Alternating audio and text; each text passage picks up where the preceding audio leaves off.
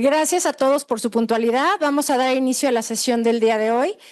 El día de hoy tenemos un gran ponente, alguien joven, pero con mucha experiencia, el doctor Alan Coyura Melier, ¿se pronuncia? Melier.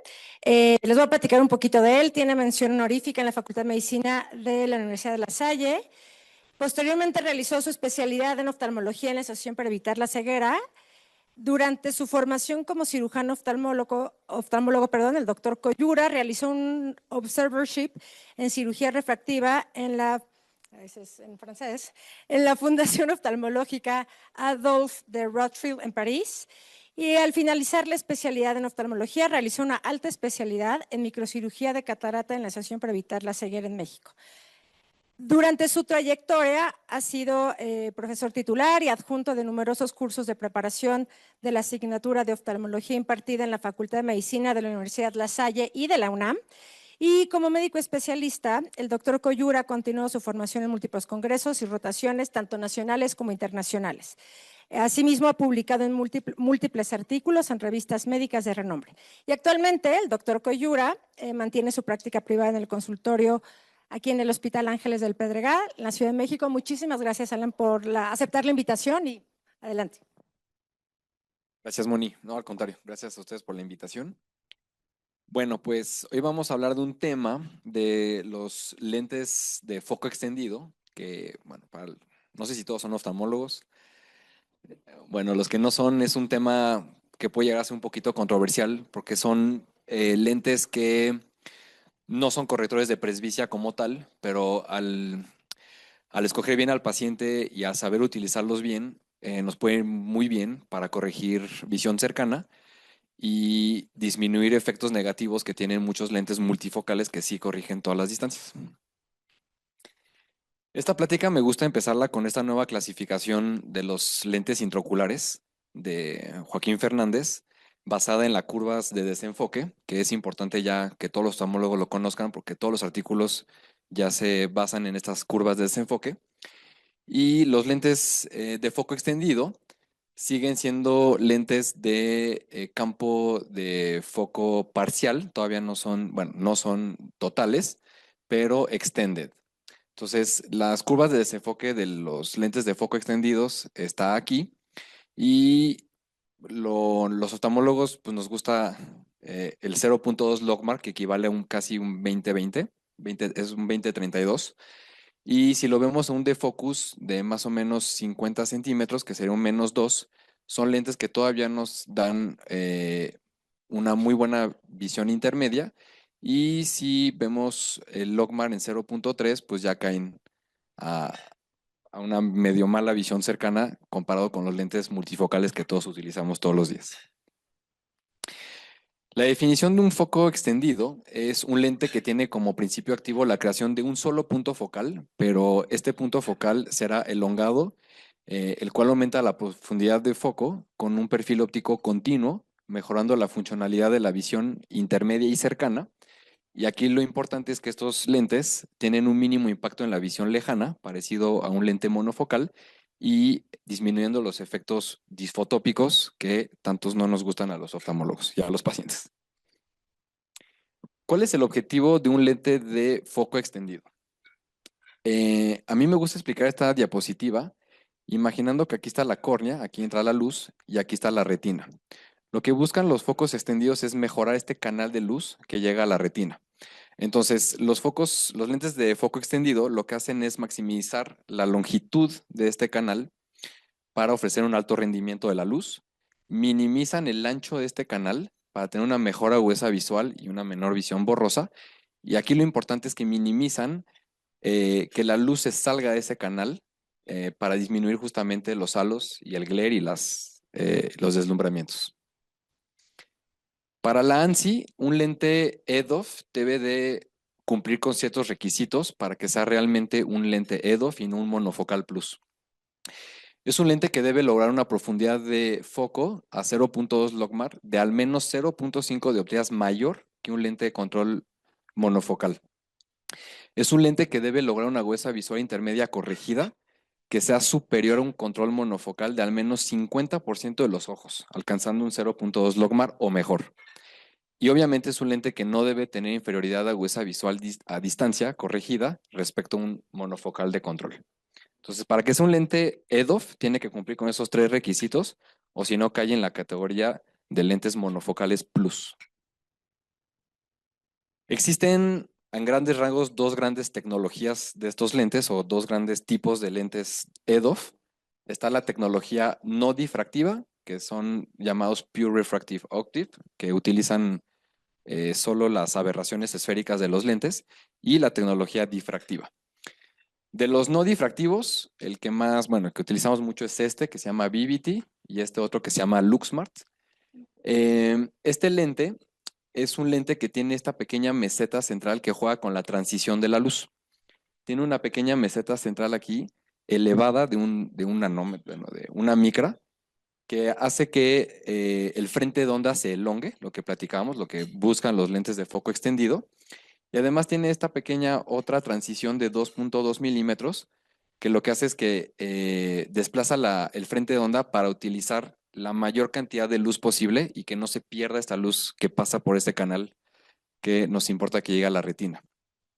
Y este otro lente, que es de otra marca comercial, este modifica las aberraciones de alto orden, de cuarto y sexto orden, y tiene una zona periférica monofocal, pero funciona como un lente de foco extendido. Los dos son muy buenos lentes. Y la otra tecnología son los famosos EDOF difractivos. Aquí, dependiendo de la marca comercial de los lentes, la cara anterior o posterior de estos lentes puede tener un patrón difractivo, que son escalones concéntricos. Son estos anillos que podemos ver aquí en este lente. Y estas pequeñas estructuras concéntricas que están en la zona óptica del lente, lo que hacen es que van a dirigir van a dividir y redirigir la luz en varios órdenes de difracción en una forma más suave y continua comparado con un lente multifocal con la misma tecnología.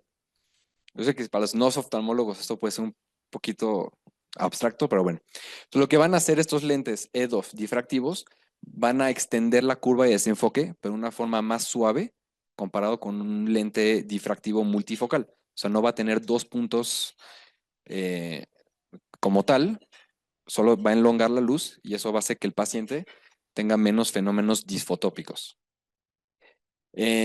Bueno, al aplanar la curva de desenfoque, lo que les decía, no se va a dividir tanto esta luz. No va a ser como tal un lente multifocal, porque no va a tener dos puntos de enfoque, solo uno, pero va a tener menos fenómenos disfotópicos. Si comparamos dos tecnologías o dos plataformas diferentes, aquí podemos ver que este lente que se llama Vivity, como platicábamos, solo tiene esta pequeña meseta central y los otros de tecnología difractiva, pues tienes todos estos anillos.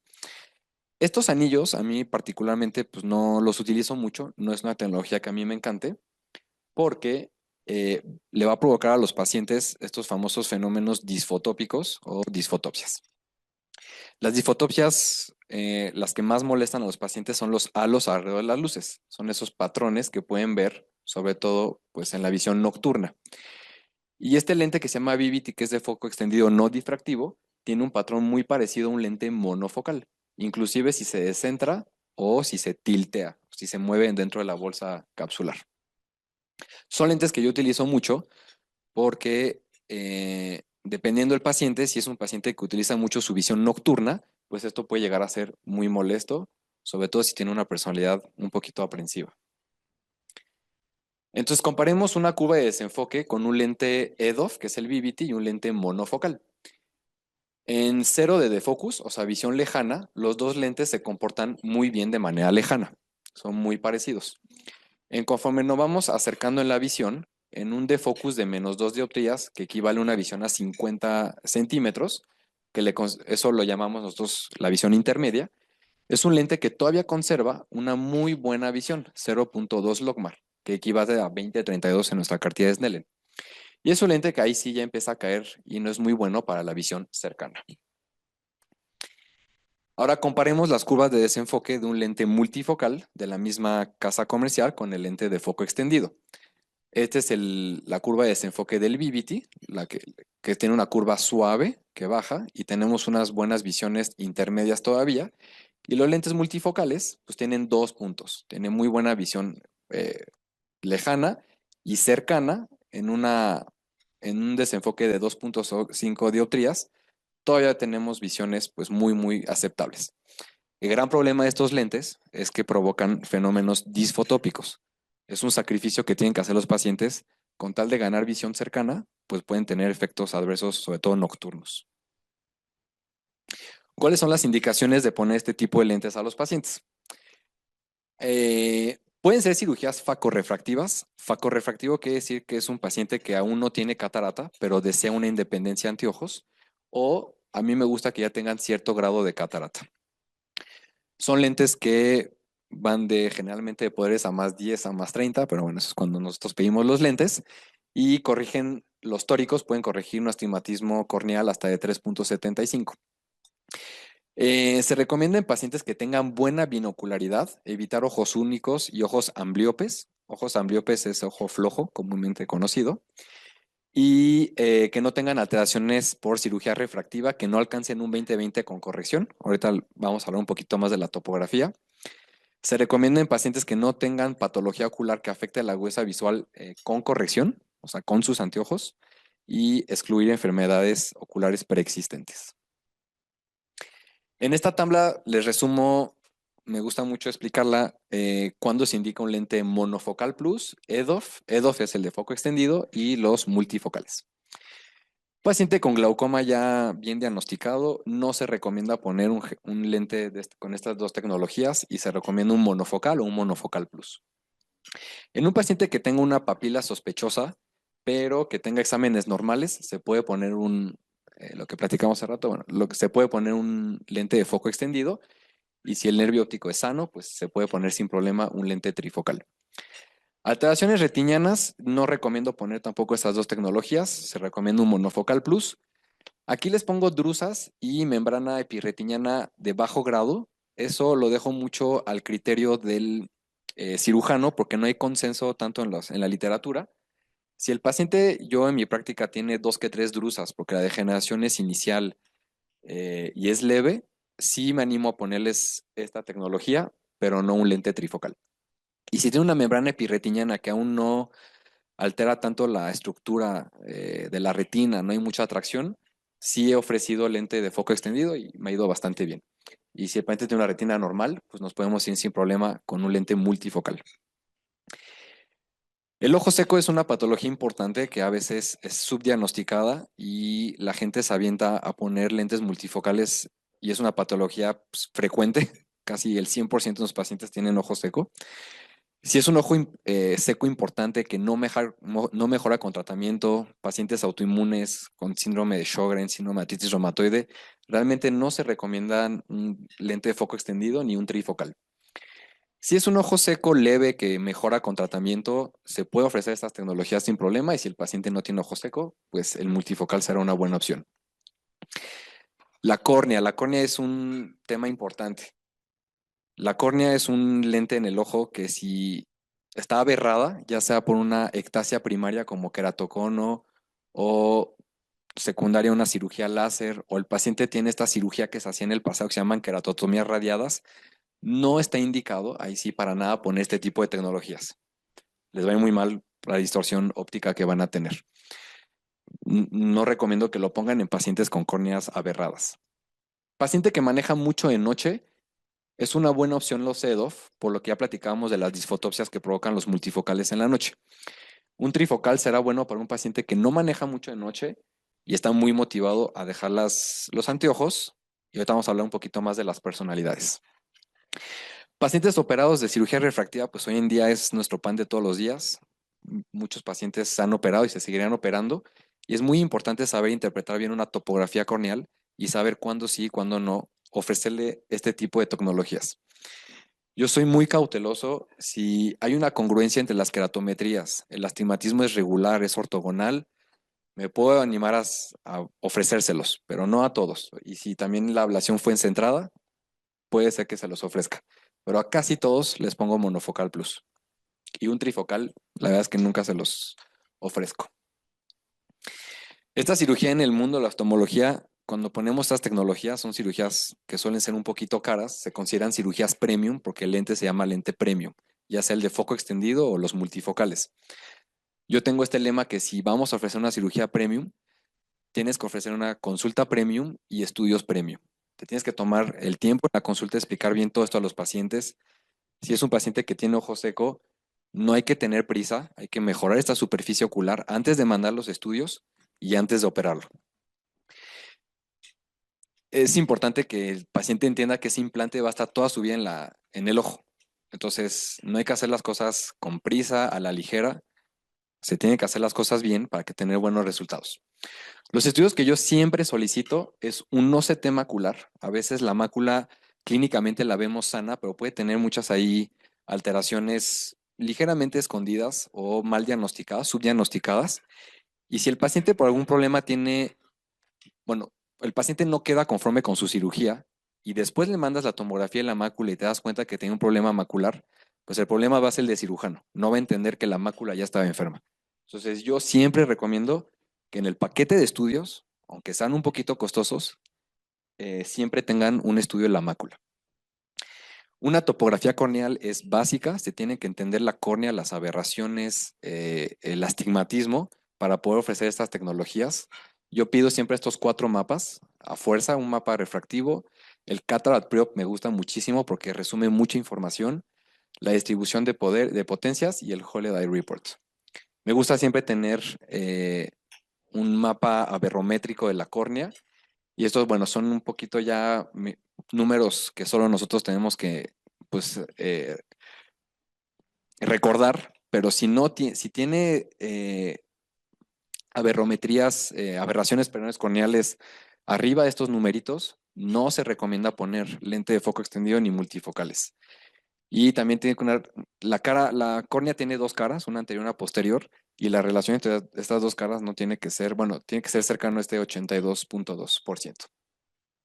El cálculo de lente, pues de preferencia que sea con una interferometría. Aquí tenemos una muy buena interferometría, casi no utilizamos ultrasonido de inmersión. Y es importante que los oftalmólogos conozcan o hagan sus cálculos con multifórmulas, que pasen todos esos numeritos por muchas fórmulas y que haya una congruencia en el poder del lente. El astigmatismo es un tema súper importante en estas tecnologías. Se tiene que corregir siempre, siempre completamente. Es impresionante que ese es un tema que es un poco frustrante a veces ver y les explico a los pacientes, tú vas a una óptica y te pones unos lentes con toda tu graduación. ¿Por qué no te pondría tu oftalmólogo toda la graduación en tu lente intraocular? A mucha gente no sé si le da flojera o no entiende el astigmatismo y no ponen lentes tóricos. O sea, ofrecen lentes multifocales sin corregir el astigmatismo corneal, lo cual es, pues, algo bastante catastrófico porque ese implante va a estar toda la vida y si le dejas algo de astigmatismo, el paciente va a estar bastante infeliz. Es importante conocer la cara anterior y posterior de la córnea. La superficie ocular, pues es un tema súper extenso. Hay congresos enteros que hablamos de la superficie ocular. No puedes poner, ni siquiera mandar estudios en un paciente con ojo seco. Las queratometrías, las medidas van a salir erróneas y desde ahí empiezas a hacer mal todo el caminito del paciente. Conocer el astigma que cada cirujano induce es algo relativo. Hoy en día con nuestras microincisiones, nuestras cirugías, realmente inducimos muy poquito astigmatismo. Les platico un poquito del astigmatismo. Hay 3 grandes astigmatismos con la regla, contra la regla y el oblicuo. El astigmatismo con la regla, sabemos que la cara anterior y la cara posterior de la córnea van a tener la misma curvatura. En el 97% de los casos de los pacientes que tienen astigmatismo con la regla, la cara posterior va a restar astigmatismo. O sea que va a tener menos astigmatismo de lo que pensamos.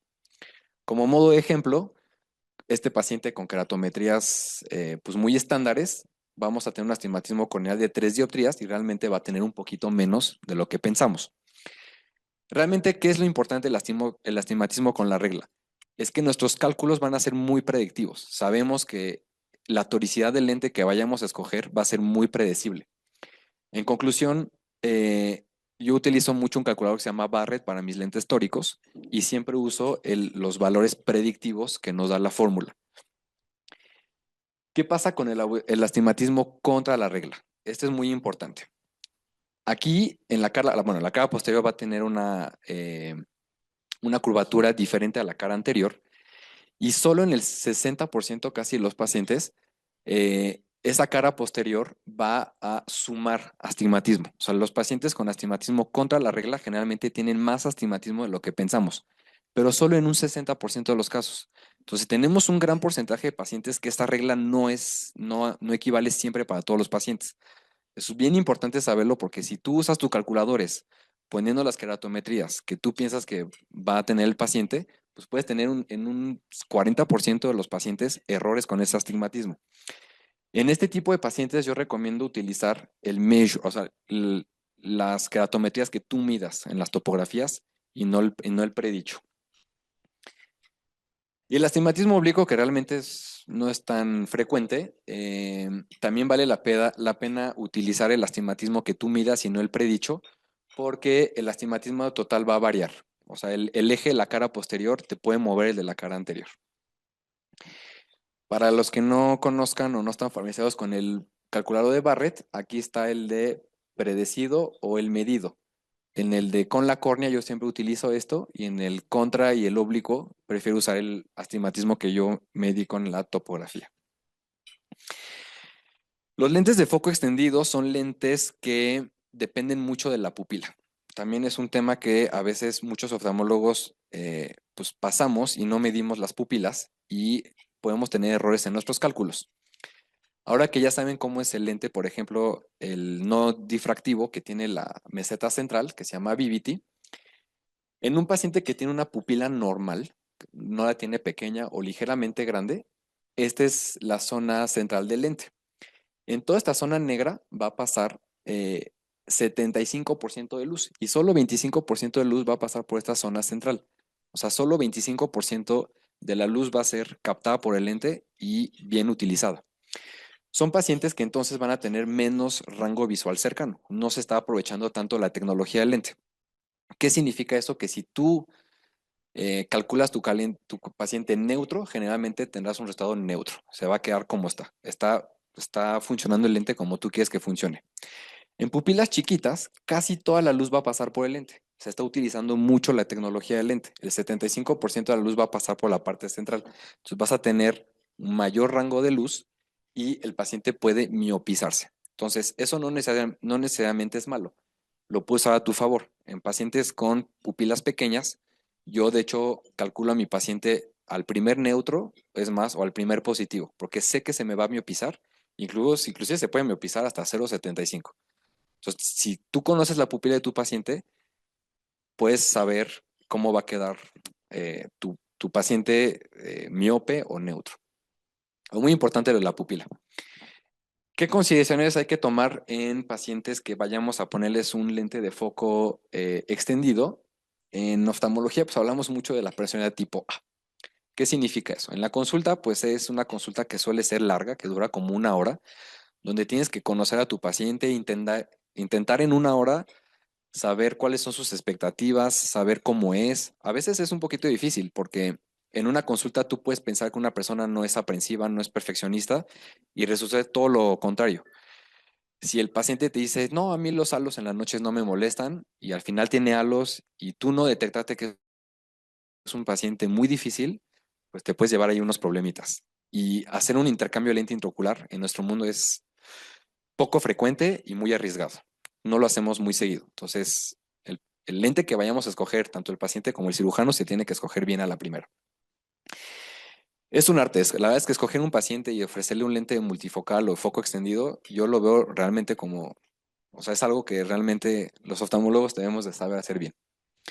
Bueno, como ya platicamos, pues hay que reconocer si hay una patología corneal, lo del síndrome de ojo seco y todo lo que ya platicamos. Pacientes con alteraciones retinianas y con glaucoma, pues no serán los mejores candidatos.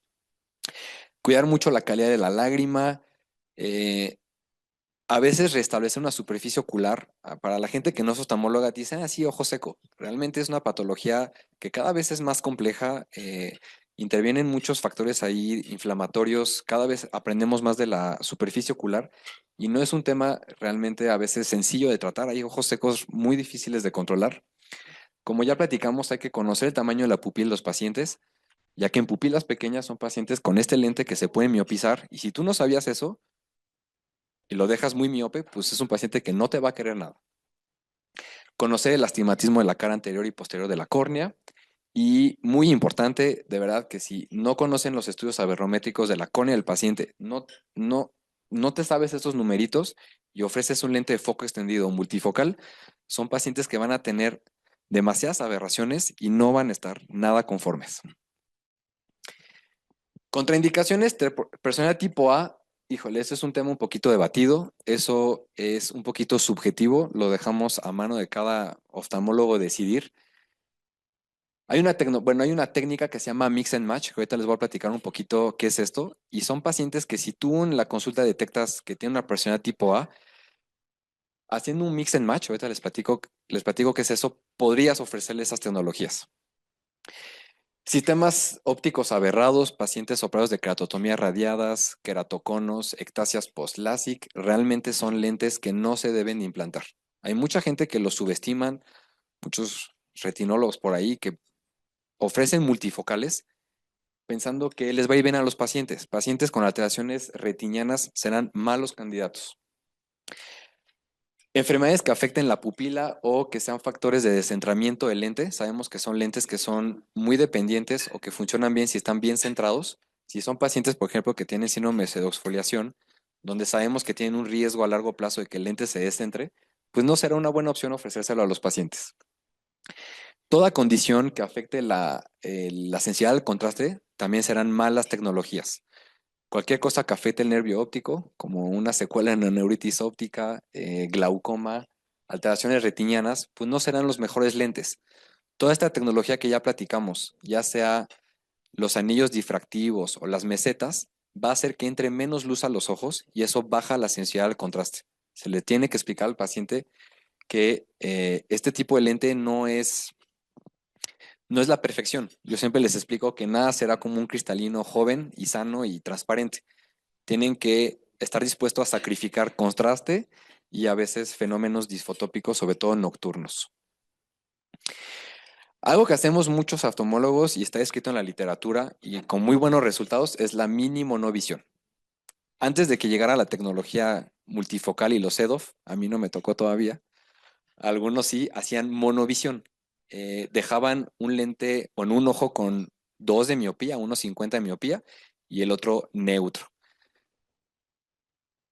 Doctor Barquetel sabrá.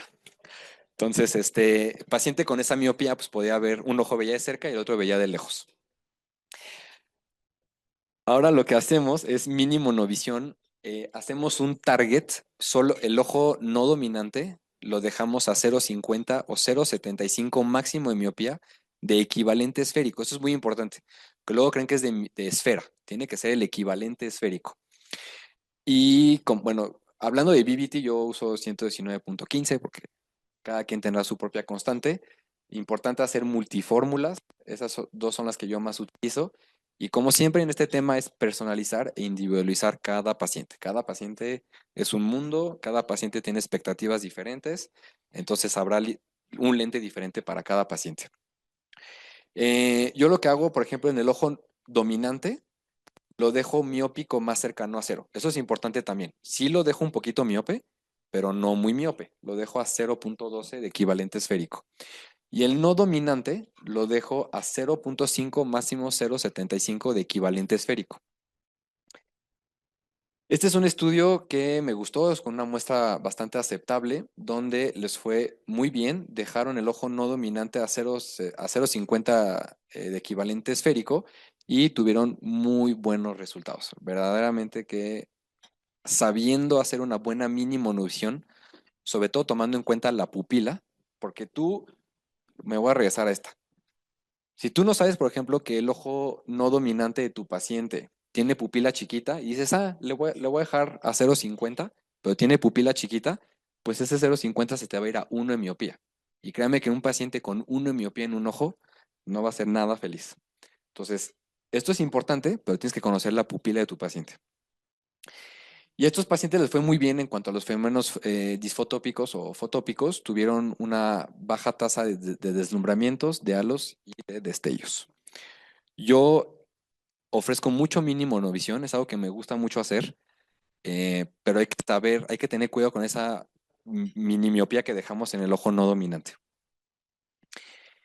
Lo que les platicaba hace rato de Mix and Match es combinar diferentes puntos focales con tecnologías diferentes. O sea, poner en un ojo, bueno, hay muchos tipos de Mix and Match. La que más se utiliza es poner en un ojo un foco extendido y en el otro ojo un multifocal. Generalmente en el ojo dominante dejamos el de foco extendido y en el no dominante el multifocal. Aunque muchos artículos ya han demostrado que la dominancia del ojo puede cambiar, sobre todo en pacientes jóvenes. Entonces eso no puede siempre aplicar. Eh, ¿Cuál es el objetivo de hacer un mix and match? Pues ofrecerle el mejor de los mundos de los dos lentes al paciente. Ofrecerle buena visión cercana, sin los fenómenos disfotópicos que no queremos de los lentes multifocales, y una buena visión lejana comparable a un monofocal. ¿A quién se le puede ofrecer un mix and match? Paciente que busca o que esté muy motivado a dejar los anteojos. A mí me gusta que tengan cierto grado de catarata. La facorrefractiva en paciente, hacer mix and match en un paciente que ve 20-20 de lejos todavía, hay que tener cuidado. Pacientes que sean funcionales y jóvenes, entre 55 y 65 años es una gran edad para ofrecer mix and match. Sabemos que los pacientes jóvenes, antes de los 70 años, aún tienen una buena neuroadaptación. Y es una tecnología, o bueno, más bien es una técnica que puedes usar a tu favor. Si un ojo no te encanta porque está operado de cirugía refractiva, tiene un nervio óptico sospechoso, tiene ahí unas pequeñas drusas, pero el otro está muy bien, entonces a ese ojo le puedes poner un foco extendido y al otro ojo le puedes poner un multifocal. Pues como ya verán, cada paciente es un mundo, cada paciente tiene exámenes diferentes y le puedes ofrecer muchas cosas al paciente, pero pues sabiendo toda esta información. No se puede ofrecer así de, sí, en este ojo te pongo el foco extendido, en este multifocal, porque así dice la literatura. Si lo puedes hacer, pues si el paciente, por ejemplo, es muy aprensivo o tiene alguna aberración corneal, pues no te va a querer. Con esta técnica quirúrgica, los pacientes muy perfeccionistas sí se lo puedes ofrecer, porque el foco extendido te va a dar los beneficios de que no tenga tantos defectos disfotópicos y se compensa con el otro ojo, entonces son pacientes que pueden ser muy felices. Entonces, pacientes que sí son difíciles en la consulta, sí le puedes poner un mix and match, bueno, hacer un mix and match. Les traje dos casitos para que empezara a sentar un poquito toda esta información. Este es un paciente pues joven de 56 años que aquí nuestro grueso a los oftalmólogos son pacientes que buscan independencia de anteojos. Es un paciente con una mácula sana, llegó con esta tira refractiva. Cualquier oftalmólogo diría, no, pues está perfecto, tiene un poquito de hipermetropía, nada de astigmatismo. Si revisamos el astigmatismo corneal, pues está muy bajito. Es el paciente que casi todo el mundo queríamos tener. Si revisamos su topografía, pues una topografía muy tranquila, con el cataract pre-op valores muy aceptables. Bueno, no sé si ustedes ven bien. Bueno, todo salió bien aquí en sus numeritos. En su mapa de Cernique, con una buena aberración esférica, muy poquitas aberraciones. Realmente un paciente que muy tranquilo, con una distribución de potencias queratometrías muy predecibles. Paciente muy sano. Se le ofreció una mini monovisión con lente EDOF. Manejaba bastante de noche ese paciente, me acuerdo. Le pusimos, me parece, un BBT 21-50 y un 22, lo cual correspondía con esta otra fórmula. Paciente le fue muy bien, ve 20-20 de lejos, J1, está muy feliz. Ahora, ¿qué pasa con este otro paciente? 59 años, también muy sano, empresario. Él ya está operado de LASIK en ambos ojos y tiene una presbicia muy marcada porque quedó con una hipermetropía, lo sobrecorrigieron, tiene una hipermetropía bastante alta y por la edad pues ya no veía nada de cerca. Y me dice, doctor, me quiero deshacer de mis anteojos. Entonces, vamos a ver los estudios. Paciente, me acuerdo, aquí le puse empresario porque me acuerdo que era un paciente bien difícil en consulta. Esos pacientes difíciles de tratar. Mácula sana, todo muy bien. Y aquí está el cataract pre-op. Si aquí vemos la relación anterior-posterior de la córnea, tiene 94%. Nos gusta que esté por ahí de 82%. Tenía aberraciones de alto orden arriba de 0.50. Tenía un astigmatismo contra la regla. Si vemos el mapa de Cernique, tenía un RMS también arriba de 50. Híjole, distribución de potencias nada predecibles. De aquí, ¿quién le pondría un lente multifocal o un EDOF? De los oftalmólogos. Un monofocal plus, nada. Sí, ese paciente se dejó en vigilancia. Le dije que no era buen candidato. Sí, tenía poca catarata. Le dije, no te puedo operar ahorita porque no te voy a resolver ningún problema. No te puedo poner un lente multifocal. Era un muy mal candidato. A este empresario le pones un lente multifocal con esto, te va a odiar y te va a demandar. Probablemente va a estar muy inconforme. Y muchos, ¿eh? Si él ya tenía una presbicia como de +3, o sea, el numerito, sí estaba ya muy inconforme con su visión cercana, pero no es un buen candidato por la cirugía láser que le hicieron. Quedó con muchas aberraciones corneales. Le pones un lente multifocal o un EDOF y no va a estar feliz. La verdad es un paciente que te puede traer muchos problemas. Y luego ofrecer una cirugía de recambio de lente intraocular, como ya les decía, es una cirugía bastante arriesgada porque al momento de recambiar un lente intraocular, si ya dejaste pasar un par de meses, la bolsa capsular que sostiene el lente ya puede estar bastante fibrosada al lente. Y si le rompes esa bolsa, pues ahí sí lo dejas sin lente intraocular o le tienes que hacer una fijación escleral o un lente de contacto. Te metes en unos problemas que solo los oftalmólogos conocemos y realmente es una pesadilla.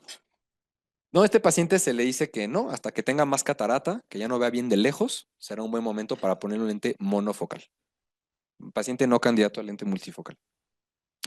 Entonces, como conclusiones, los lentes de foco extendido son excelentes lentes que brindan una muy buena visión lejana, comparable a un monofocal, una visión intermedia muy aceptable y si haces una mini monovisión o un mix and match, vas a tener una visión cercana, bastante funcional, muy aceptable para los pacientes, cursando con menos fenómenos disfotópicos como los halos, los destellos y los deslumbramientos.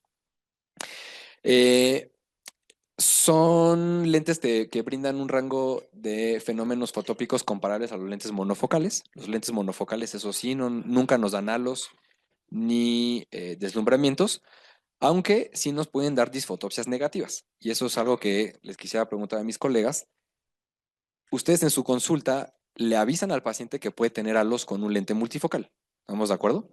Le avisan a sus pacientes que pueden tener disfotopsias negativas, que eso es algo que entonces el otro día estaba platicando con un colega si vale la pena decirle a un paciente que puede que no tenga halos con un lente multifocal, porque nunca les mencionamos las disfotopias negativas. Es algo que se puede poner sobre la mesa.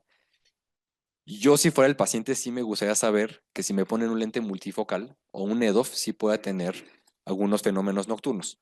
Pero bueno, eso es cada quien decide si le dice a su paciente qué fenómenos adversos pueden tener los lentes. Pupilas pequeñas, pues tienen ventajas si lo sabes utilizar a tu favor. Si sabes que es un paciente que se va a miopizar, cuidado con el cálculo del lente, le dejas uno neutro y el otro, pues, tirándole al primer positivo. El astigmatismo debe ser un tema que insisto mucho. Veo que no muy poca gente, pero mucha gente a veces le da flojera corregir el astigmatismo y es algo, híjole, hasta astigmatismos muy pequeños. Antes se pensaba que solo astigmatismos de arriba de uno se deberían de corregir. Yo realmente a todos mis pacientes, a todos, aunque tengan 0,75, sobre todo los de contra la regla, a veces les toca un T2 o un T3. O sea, de verdad pueden tener astigmatismo ahí oculto que se los tenemos que corregir. Y hay unos, sobre todo los postoperados de cirugía refractiva, que se les cambió un poquito el eje del astigmatismo, pueden tener menos astigmatismo de lo que creemos. Pero bueno.